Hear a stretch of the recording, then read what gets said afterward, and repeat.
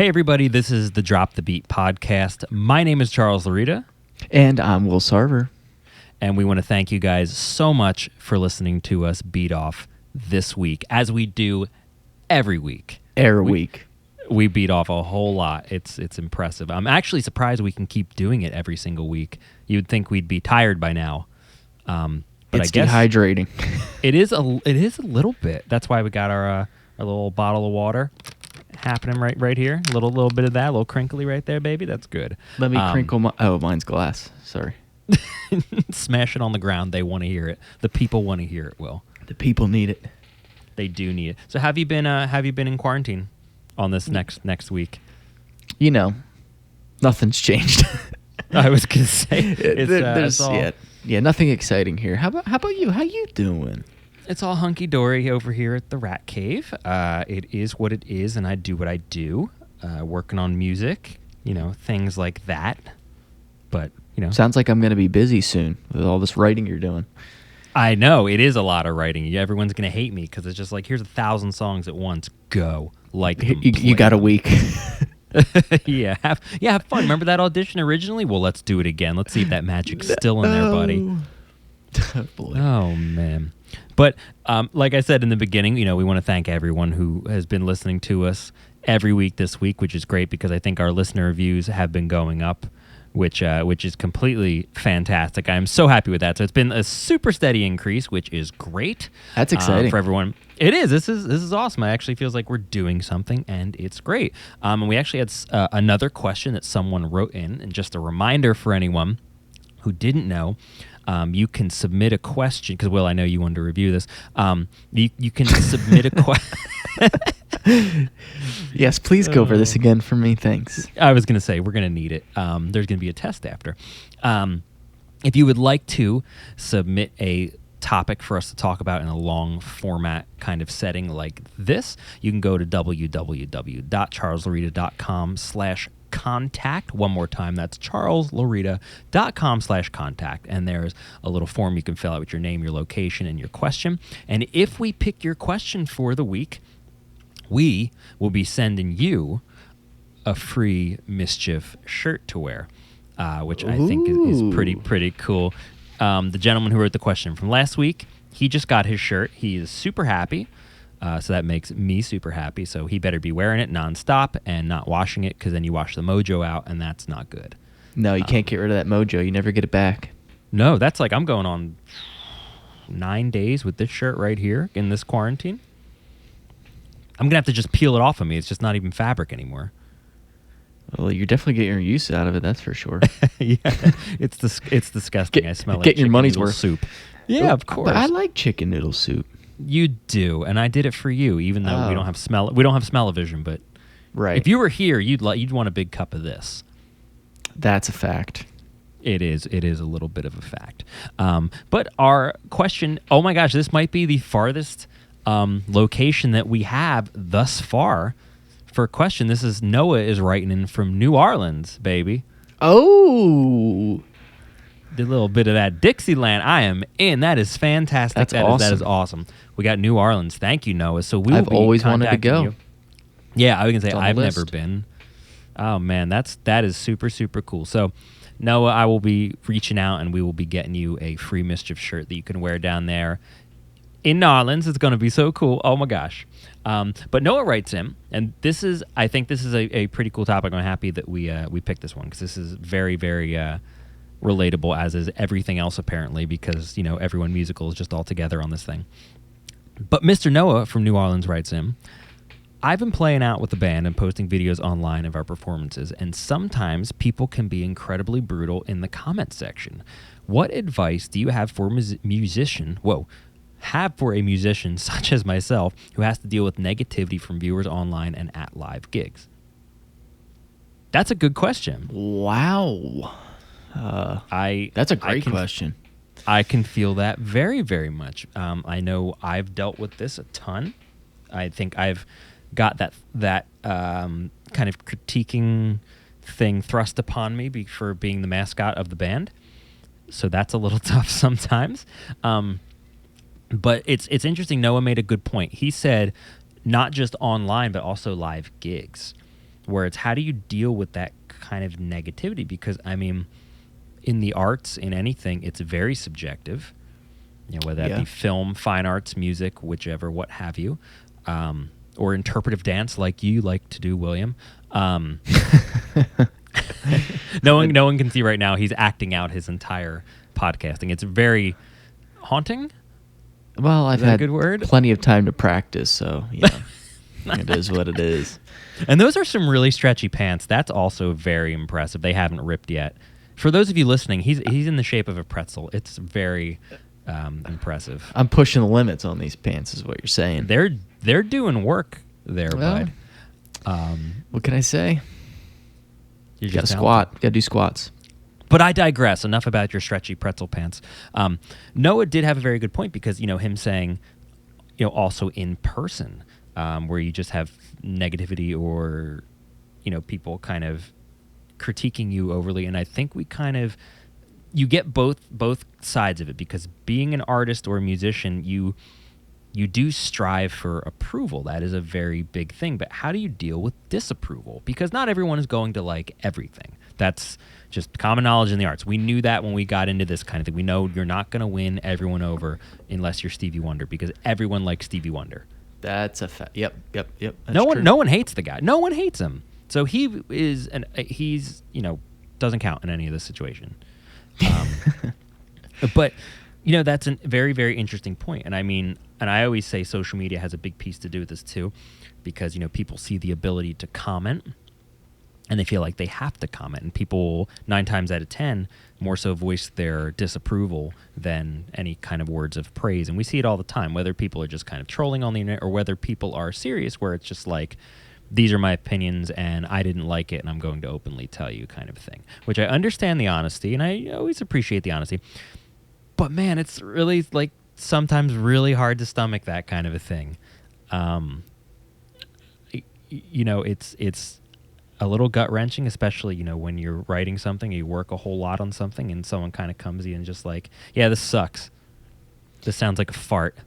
I've never had anyone say that specifically, but let's say, dude, if that sounds like a fart, what have you been like eating? Yeah, you need to go to the hospital immediately. But I know you and I have had our fair share in person of people kind of voicing their disapproval for any kind of musical thing that we've done. I mean, for you, if William, if you ever have, it's gonna hurt. It's a little bit. This is kind of a hurty, touchy topic right here. I mean, because it's like, we work really hard and someone hates it. But for you ever playing live, I mean, obviously you're perfect, so you don't make mistakes. But for you being playing live and being a musician, how does one even deal with negativity like that? And it's not even necessarily all the time an unjust negativity. It's kind of just this person just doesn't like it, and no matter what you're going to do, they're not going to like it, whether it's what you're playing, the instrument, or the music, or the writing, or the lyrics, or anything. How does one even come to terms with dealing with something and expecting that? Which is awful. You have to expect it, but what's the deep dish, William? The deep dish. Well, pepperoni, sausage. That's awesome. Thank you guys so much for joining us this week on the Drop the Beam podcast. That's the deep dish. This might be like 5 episodes in a row we've talked about pizza. A little hungry.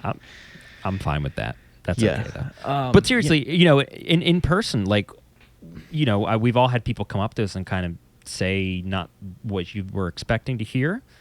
How does one kind of take that and not let it eat at them? Because boy howdy, it does sometimes. It really does. As much as you like to think that it doesn't, or how you play it off, but I'm very fragile under this beefy exterior. I'm very fragile. It's like you said. I'm a troubled artist. Exactly.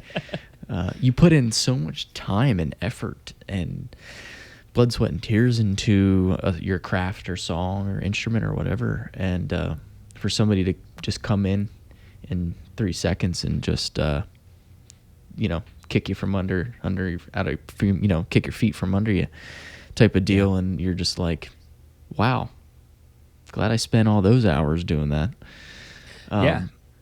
But I mean, definitely, I mean, everybody's going to handle it differently. But I try not to let it bother me in a way as, you know,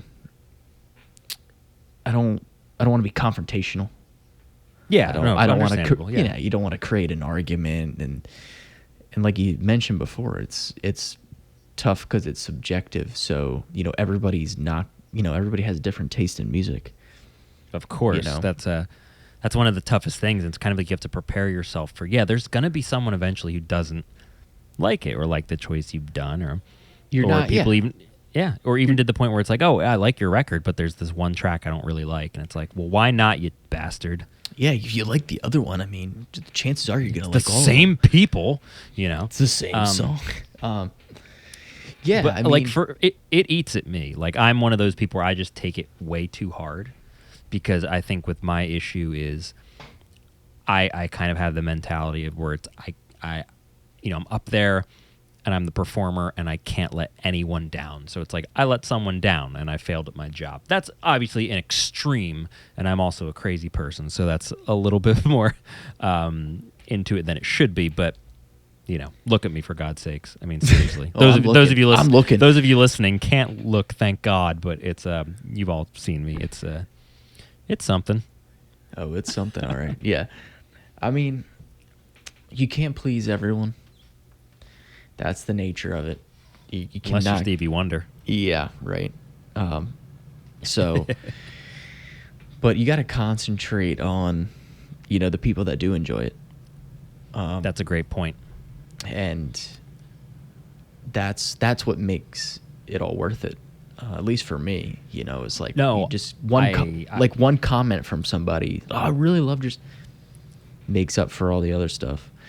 That's the best. See, that's good. You have such a positive outlook like that, where I've gone from very positive or optimistic, I've gone to just kind of realistic, not negative and pessimistic, but I love that outlook that you have, where it's like you let the positive kind of overpower any of the negativity, where it's like, well, yeah, this guy didn't like it, and he didn't put any thought into that, where this person really was into it, and they're truly caring for it, and that's Will. Oh man, dude, you're the best.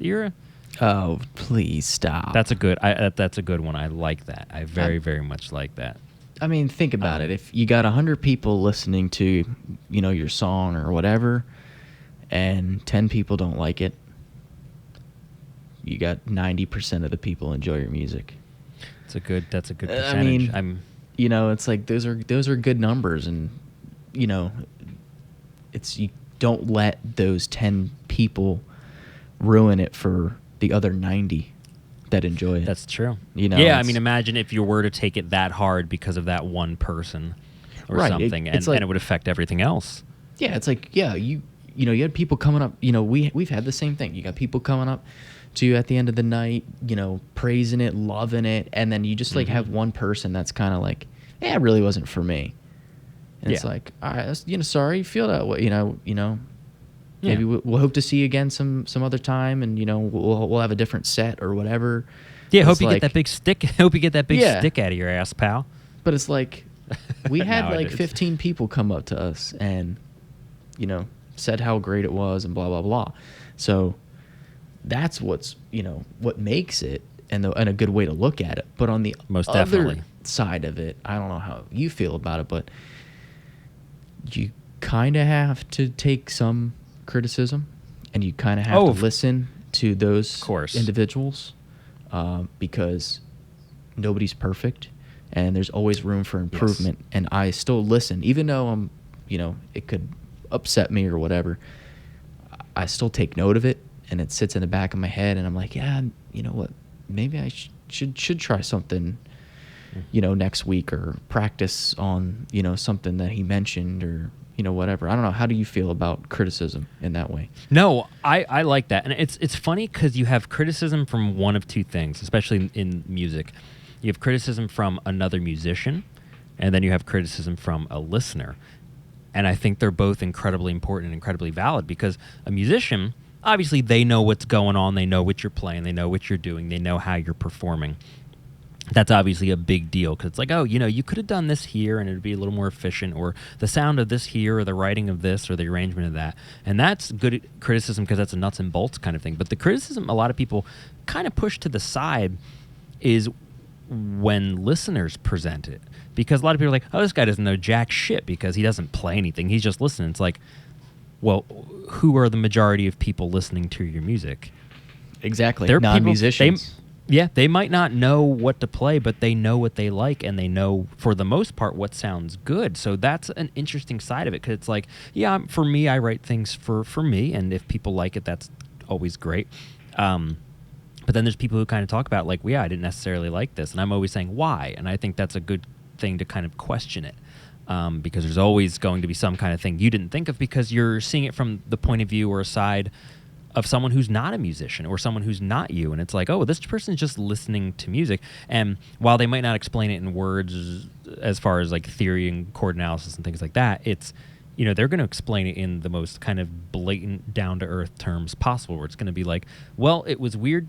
I wasn't feeling this one too much because it was a little weird to dance to, or I couldn't really dance to this one, or too many words inside this kind of thing, or something like that, where it's like, yeah, that's kind of an interesting way to put it. I do love criticism. Obviously some people critique things, and again, it's subjective again, where it's like, oh yeah, I didn't like this song. Oh, how come? Yeah, it's stupid. And it's like, okay, thanks. Well, you're fucking ugly, pal. Like, what do you want from me? No, I'm just kidding. Nah, you might have been ugly. I don't really know. But it's kind of when you're in that realm, it's just what counts and what doesn't. I kind of think it's what you can get something out of, or what you can really take to heart. Because if someone really does offer some kind of good criticism, like, a non-musician being like, hey, I really like this song, but I feel like it's a little too fast, and it's something like that, hey, that's not bad advice. And that's something, because they're the average listener listening, and saying something like that, it's like, oh, that's an easy change that we could totally do. That's perfect. We can work with this and kind of take a little critique in that regard. Yeah, I'm very hip to that. Or try it, just practice it. Try it out during rehearsal and see what you get. They might be onto something. Yeah, I mean, that's not a bad thing at all. I mean, I have a great story. The guy, I don't know, I think he was a player of sorts. I always have just ungodly, ridiculous stories.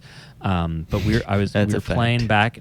Yes, back when the band was just a trio, way back in the day. We were playing at this place called the BT Bistro, and it was cool because I had this long concrete bar that was almost like the entire length of this room. It was just a giant room and a giant, like, long bar, low kind of ceiling. And I always had my wireless that I played with, so I could walk around, not be wired in. And the owner, who's also the head chef, loved when I'd walk around with the wireless, and he would always tell me to get up on the bar and walk around.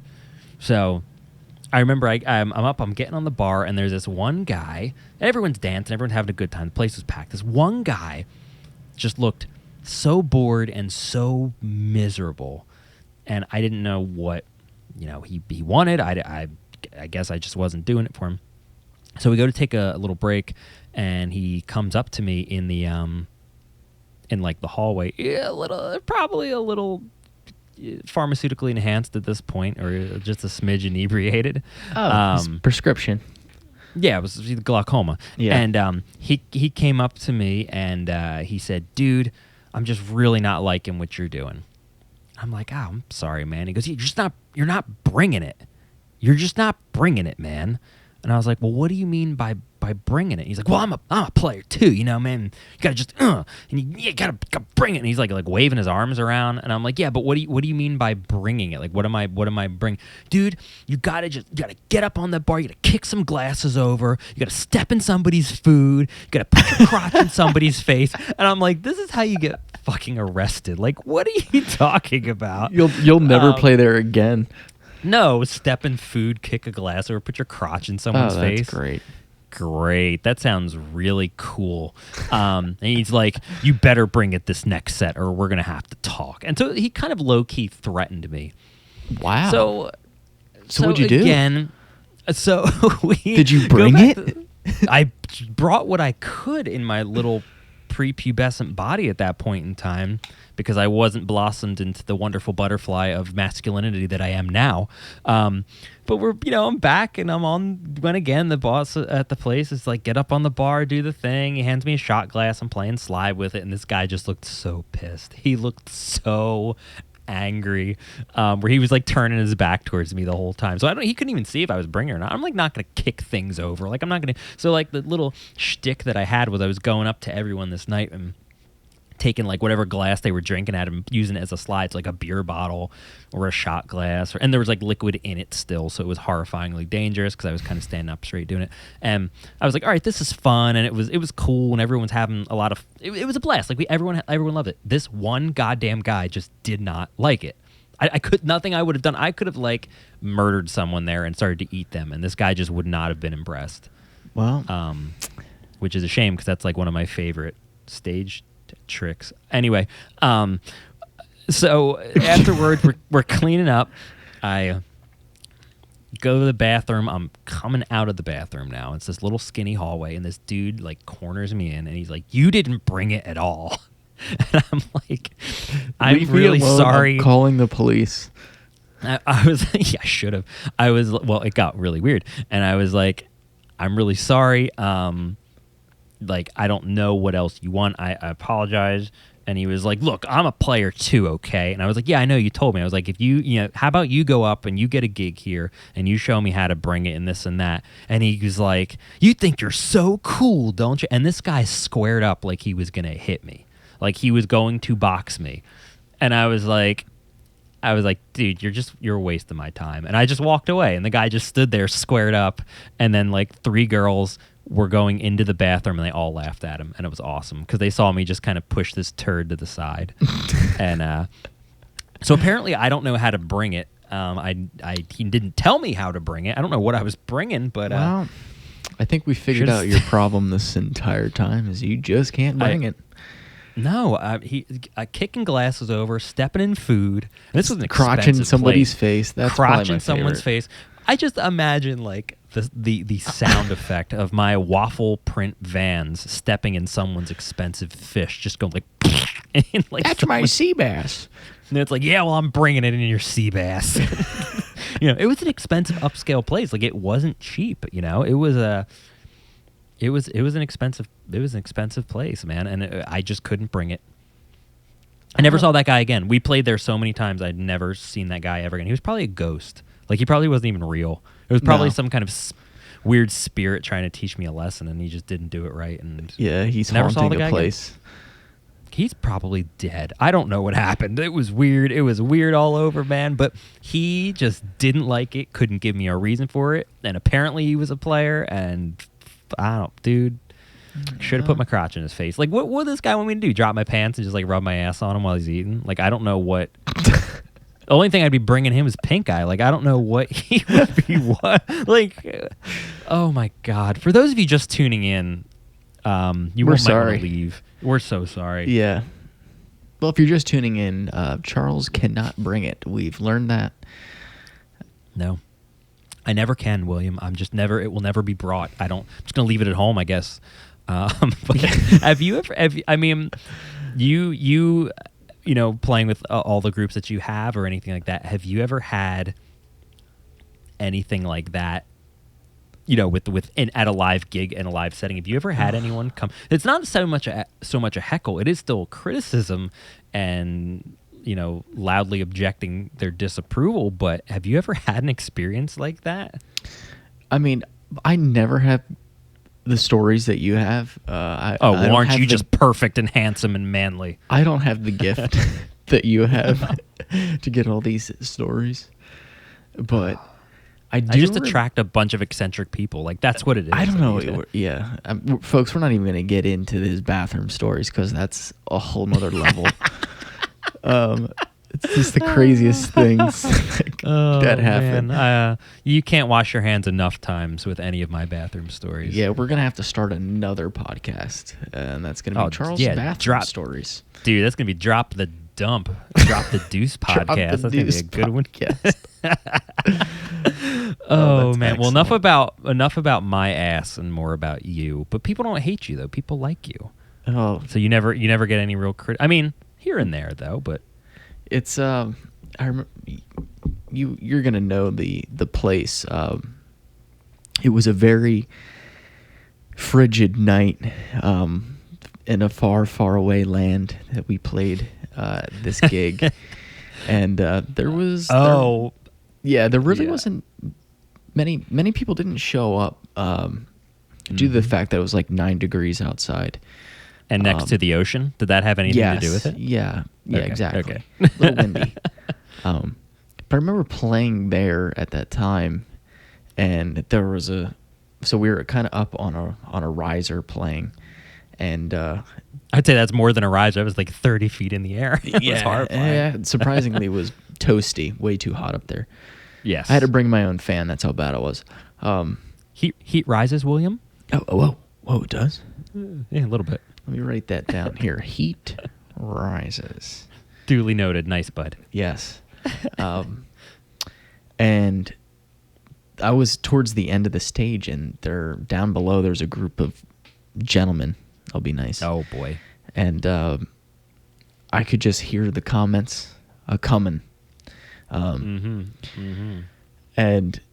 you get the typical, this song sucks. You guys sound like crap. Yep. Play. I want to hear Freebird. Yeah. I think we even had Creedence Clearwater request, yes, which I've never heard that. No. Nobody's shouting that out. See, but here's the thing. Anything negative they said was completely just reversed because everyone at that table, they were all wearing fedoras. So it's kind of like nothing counts. Yeah, because it's you got like, the image. You said something. I forget. You said something super sarcastic in between the songs. I don't think I would ever say anything like that in a live microphone in a setting with a lot of people. Will you're right. You're making that up. You're a professional, and you brought it. Like you're a professional, and then we just do a wheezing laugh because we know it's bullshit. But oh my god, it's that stuff's all too real, and trust me, I wanted to throw a drumstick right off the edge there, right at their dome, and knock a fedora or two over, but I didn't. Yeah, hit them right in their bowling shirts. Yeah, the drumstick right in their craft IPA. Perfect. I couldn't do it. But I took the high road, folks. But it's like things like that. Like some people are just doing it to just be cool, try and fit in. Sorry, I just remembered what I said. Oh, are you going to share it? Yeah, I could, because it was this whole table of these dudes, and they're trying to act all cool and big and macho and tough, and like, yes, band sucks, and they're like, yeah, Creedence, and I was like, hey, how about you ask one of the ladies at your table if they want to request a song, and there were just no girls at their table, and it was just like, it was silence. I remember looking over at Chandler, and he was hysterical, and I know you were dying too. Yeah, I have one-liners sometimes. I would like to think I brought it because I could have totally just walked over and stepped in their food. That is bringing it. That would have been it. Because, man, there are ways to combat negativity like that. Because, I mean, obviously everyone gets hecklers. Oh, boy, I have gotten so many hecklers. And sometimes you kind of just need to get back at them. Not to be hostile, but it's kind of like if you can be smooth and put them in their place, it gets quiet. In the least amount of words possible and not using obscenities, and you can just really hit just kind of a signature little strike there, you can really make it work. We had this one dude, our local place, our favorite place to play, was around the corner from my place. It was called Cedar Gardens, and they had a nice little pub when we used to play, and we used to blow the doors out this place. It was the first place the Mischief ever played. We had our first night we played there, I think the fire code on the room was like 53, and we had like 110 people in this room. It was just ungodly. It was amazing. And there's this one gentleman who used to come see us play all the time. He was also a guitarist, and he would just get incredibly inebriated, and just like, it would be after songs, I would just be like, thank you guys so much, thank you, all right, this next one I wrote, and he would just be like, stop talking and play a damn song. I'll show you how it's done, kid. and of course I'd have to fire some one-liners back at him, and everyone would laugh, and it was hilarious because it's like, that's what you get, you big shit. And then, years later, hadn't seen him in a while. The guy adds me on Facebook, and he would do the same thing on my posts. Like he would say just all the same stuff, where it was just like this, just like negative for negativity's sake.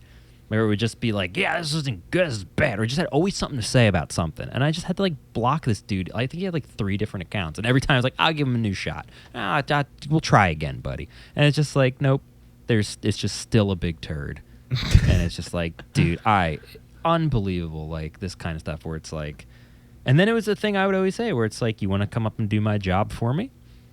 Because you talk a big game. Yeah, right. And that was one of the best things. I think there was one of the times when I was playing with the trio, and I had him come up, and it was just awful. And it's like, this is why you sit down and be quiet. Like, not in a shit way, but it's like, yeah. That happens like a lot. Yeah. It's like the best saying of all times. It's opinions are like assholes. Everybody's got one, but some are crustier than others. I don't know. The ending part usually changes of that. Or some are saltier than others. I don't know how that. It was salt. Yep. Yeah, I was gonna say I don't know. Yeah, some are more vinegary than others. I don't really know. I'm just thinking of like potato chip flavor. Some are more sour cream and onion than others. Perfect. I'll never eat those chips again. Oh my god. So here's a question for you though, about any kind of just negativity or just vocally distasting anything that you want to do. Have you ever had that in the studio? Have you ever had that kind of a thing in a recording setting? Where anyone, if you ever had like a session of sorts and you're working with or for someone, or you're working for a client recording, and then it's just like negative just because they didn't like it or something like that, but it was just to the point where they didn't really have a valid reason. It was just like, oh, it sucks or something like that. Yeah, I mean, I think you find that more often in the studio sometimes, especially if you're working for like somebody's project. So like they have such a vision for how it should sound. They have a what? I'm sorry, what did they have? A vision. Oh, okay, cool. Yeah. So like if you're, putting a guitar track down or a drum track down, and then you go back to listen to it, and then they're just like, yeah, I don't like it. Yeah. And you're like, well, what you want to change? You want to change the chorus, or looking to bring it down a little bit lower in the verse? What do you? Nah, it's just you're not bringing it, man. It's like, and they can't give you a valid reason. They just don't like it. Yeah. And then not to say that there's anything wrong with it. I know you probably have something in your head, but as somebody, you hired me. You got to communicate somehow to me so I can fix it. Yeah, so give me tangible feedback. I'm not being defensive. I'm not saying that the part I just laid down was flawless and it definitely fits the track. Mm-hmm. It's your project, sure, but you got to give me a little bit more. So I think it's very with studio work, it can be very particular and precise. So sometimes you get some, I don't know if it's negative feedback, but maybe more critiquing in the studio. That's very welcome, though, because you need an idea, because you're playing, especially playing someone else's stuff. It's like you need a direction to go. If it's just it sucked kind of thing, it's like, well, no, I'm doing work for you, and that's why I get a lot of studio gigs, because I don't ever get married to my ideas, and the guys who don't get studio gigs are the ones who are like, well, I thought it was perfect, you should keep it, and it's like, well, no one's gonna hire you back now because it's not what they want, that's what you want. Yeah, but this isn't my record I'm playing on. This is someone else's. Yeah, and there's. I actually had. Oh yeah. Go ahead. Oh, I was gonna say. I had a drum gig in the studio, where. Do you remember this one? I don't know. The guy just did not like anything, and it was funny because it was like they had a rough MIDI track of what they wanted the drums to sound like. It was super James Brown. I was very into it. And that's why I got asked to do it. And I loved it. It was a lot of fun to play. And I played what the MIDI was. And after every time I did a track, I'd be like, all right, what'd you think? And the guy was like, mm-hmm. And that was his response. I'd be like, well, what do you anything you want me to change? He'd just be like, and I'm like, okay, well, you're just making animal noises at this point. I'd like to know, like, you want me to do vocals? Is that what you're saying? Yeah. It's like, English, bud. Do you speak it? Come on, man. Like, I did so many tracks of just the best I could do, and someone else came in and redid the drums in a different session, and I didn't find out until like way later. And it was like, great. So it was just the one time I want someone to tell me what they want, it was just like this open disapproval, just like, I don't like this, and I'm just going to make noises at you. Yeah, that's frustrating. Incredibly frustrating. But it's like, but the importance I think you stated was you got to have an open mind. Definitely, and definitely. You have to be open to interpretation. You also have to be pretty familiar with different styles. And things like that, because like there are certain, and it can go both ways here. What I'm trying to say is, like, there's certain studio guys that, and not just studio, but in general, like they play a certain way, and it's the same every time. And it's like, it's like, consistent, but not necessarily in a good way. Right. And you know what? They can be super successful, but, a lot of times that backfires in a way, because it's just like, oh, so-and-so's playing on it?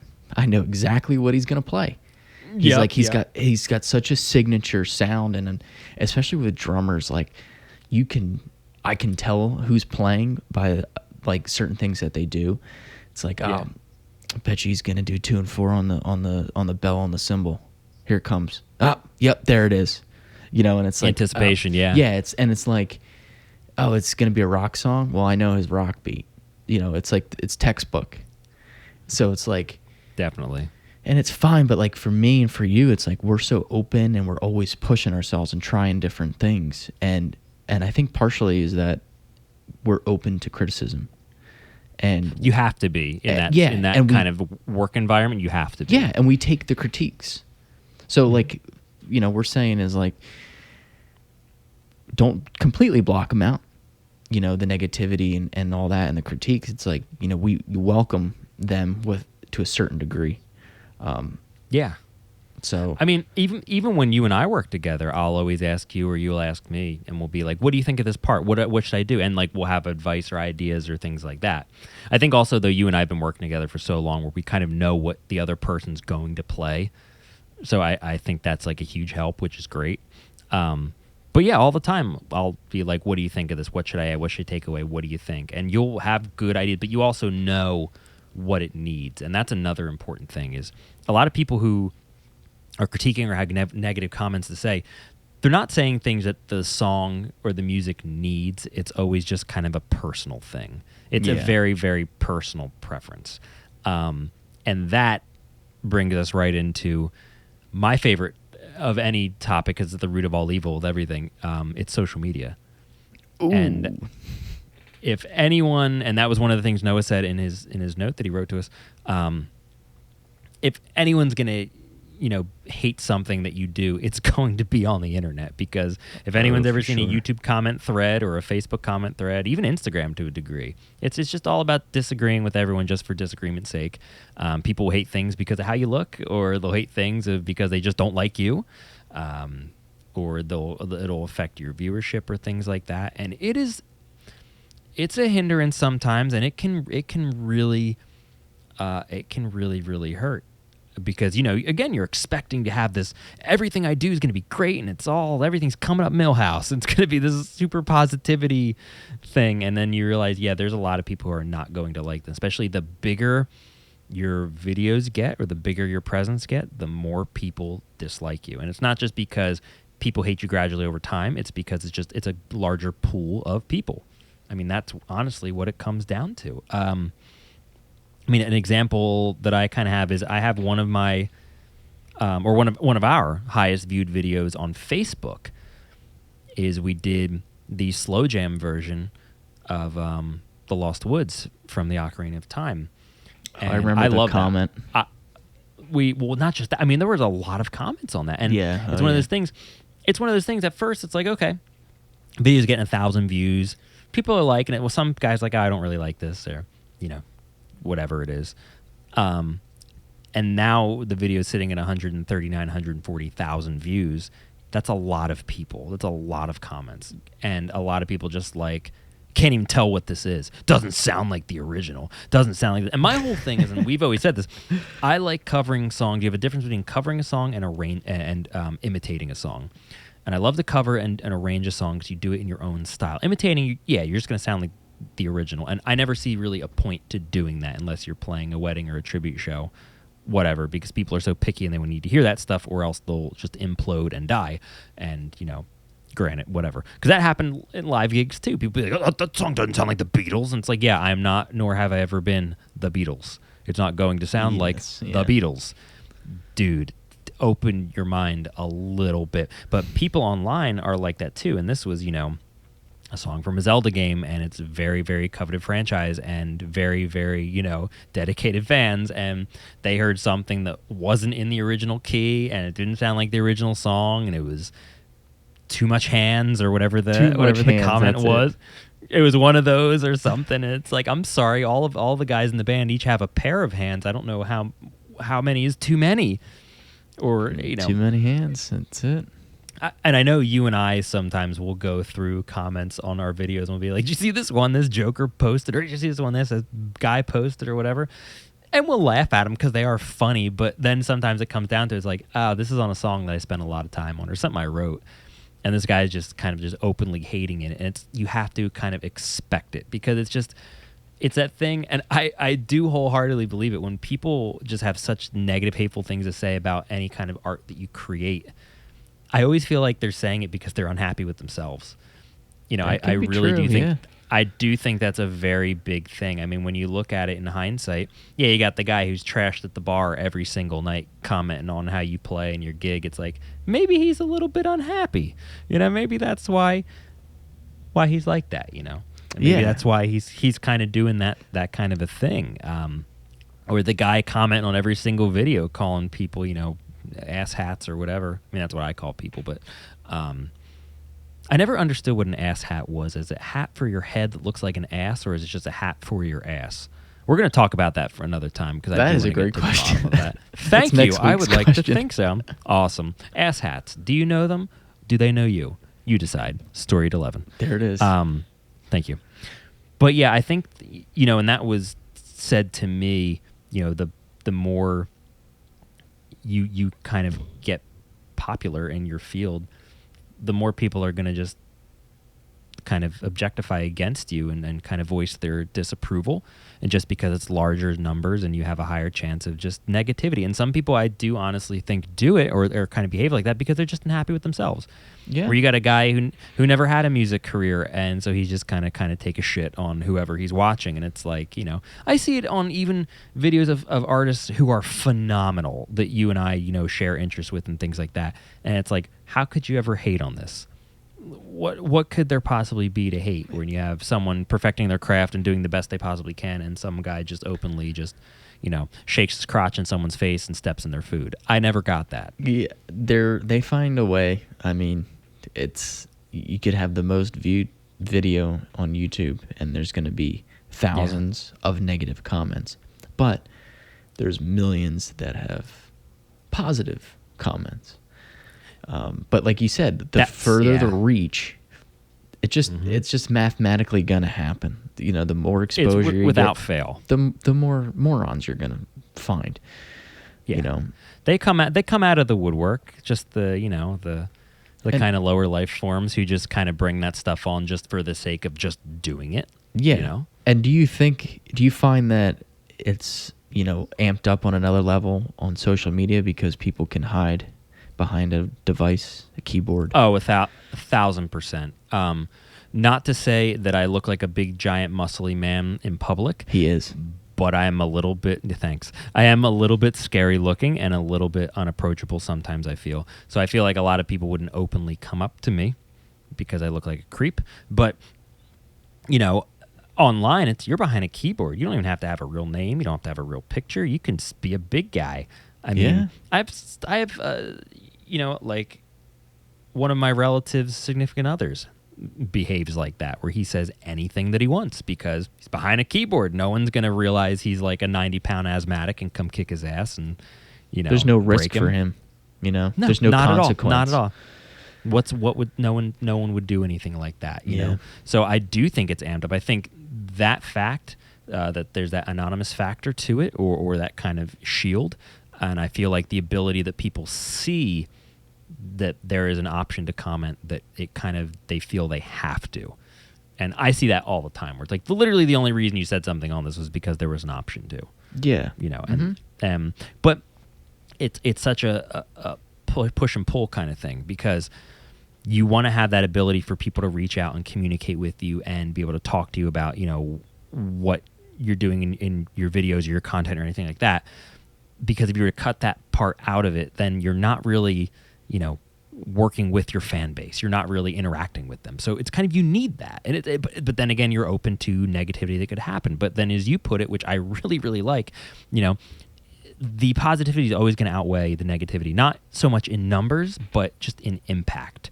And I think that's incredibly, incredibly important. So I think to leave this thing today for Noah, who's really, when we get down to it, because we kind of explored all the avenues of this kind of thing, you know, what advice do you have to deal with that negativity? And I mean, Will, you end all these with such a bomb. I've just, literally, we look at what we talked about tonight. I talked about rubbing my ass on someone's face and pink eye and my crotch in someone's face and stepping on someone's food. Ass hat. And ass hats. Ass hats, we did have ass hats in there. I am not the professional in this regard. I use big $10 words to further extrapolate my feelings, but I feel you always have a big signature, just kind of coup de grace at the end. And, you know, if for you giving advice to someone in the arts who has to deal with negativity, what would kind of be your final hoorah be?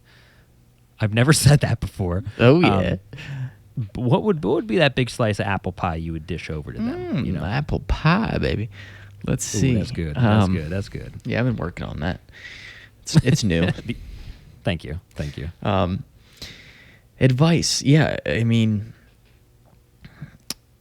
like I mentioned before, and like you said, it's like you have to concentrate on the positive that comes out of it, because, like, you know, all it takes is one really nice comment out of the blue from somebody, and it fills you with joy, and you realize, like, all right, all the hours I spent on this, it's worth it. It's all worthwhile. Yeah, it's worthwhile. You know, don't listen to, you know, Joe Schmo, you know, come up to you and heckle you. You know, listen to the, you know, 10 other people or more that come up to you after the show and say how much they loved it and the, you know, great job that you did.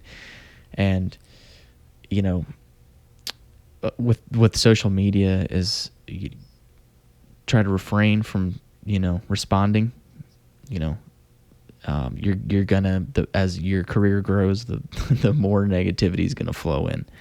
It's inevitable. You have to be really good at kind of blocking it out and concentrate on responding and interacting with the people that truly enjoy your stuff. And, you know, at the end of the day, don't let any of the negativity and the critiques change who you are and the music that you are trying to do and create. Don't let anybody. So true. Yeah, don't let anybody try and change, you know, the way you feel and the way you play and write and create, because then it's not you anymore. It's that's what I was going to say to add on to that. I mean, that was perfect. All in all, you're not doing it for anyone but yourself. Yeah. And I think that's what really matters most. And it's got to be that happiness and fulfillment for you. And whether, you know, someone says something bad about it, that shouldn't reflect it. I mean, as hard as it is to stomach things like that, it's inevitable, but it's not the do-all, end-all. The fact that someone says something that they disapprove of, it's actually worth so much less than when someone comes towards you and says, this is what your music does for me in a good way. I think that's worth so much more. That's it. I think that's what it is. So Boom. Noah, that was a boom. That was a goddamn boom. So Noah from New Orleans, or just from Nolans, whichever. We could just take a couple syllables out of that guy. Yeah. Noah from Nolans. thank you so much for writing that in. So we will be in touch, and we're going to send you a wonderful T-shirt, a little Mischief T-shirt. Not a little. I don't know what size you are. I'm not going to be that little, but little isn't small. Just kind of a cute little pet name for it. But anyway, I would like to say on behalf... Why do you put this microphone on me? You hand me this microphone. You know what's going to happen. I try not to laugh, but I'm just really not bringing it. You're not bringing the problem. Here, let me just put my crotch in this microphone real quick, and we'll see what happens. Good thing it's got a filter on it. I was gonna say everyone's got a microphone, but some are just crustier than others. Right? Isn't that what it is? Yeah, or smaller than others. It's not the size of the mic, right? It's more so the girth. It's a little cold down in the rat cave tonight, though, so that's why I've got this little 57. Anyway, unrelated to your big, giant, wide Neumann you have there, William. Thank you guys so much for listening to the Drop the Beat podcast this week. We love doing this for you guys. We appreciate everyone who keeps listening every single week. The numbers have been going up. That's awesome. This is exactly what we wanted to do for this kind of thing. So we really appreciate the love and support and kind words. And we haven't gotten any negative words yet, so that's good because you heard how we're going to deal with it. Yeah, I was going to say they're going to be there after this one. They're going to be like, hey, I was a drunk watching you play. How dare you talk about me, you ass hat. Credence. Oh my God. But if any of you guys would like to submit a topic for us to discuss in a long format like this, please go to charleslorita.com/contact and fill out the form and write us something lovely. And if we pick yours, you'll be getting a free shirt, and that's going to be pretty rad too. Also from the website, charleslorita.com/podcast, or just the podcast tab, you can listen to our podcast in audio form, whether that be through Anchor. We have a link on there, and it links you to every other social media avenue as far as podcasting goes from there. And you can also listen on YouTube, which is kind of fun too. But I mean, in closing, I think this was a definitely a good one to talk about. And, that being said, my name is Charles Laurita. And I'm Will Sarver. That was really good. I like that. That sounded like a car? It sounded like a car speeding up and then just like whizzing by real quick. And I'm Will Sarver. I thought it was like a baseball announcer or something. Or yeah, that was... Okay. Sports. I got that. Yeah. I know which one that is. That's the one with Barry Bonds, right? Yeah, that's the one. Yeah. Okay, cool. Yeah. Anyway, this has been the Drop the Beat podcast. We want to thank you guys again so much for listening, and we will see you next time. Take care.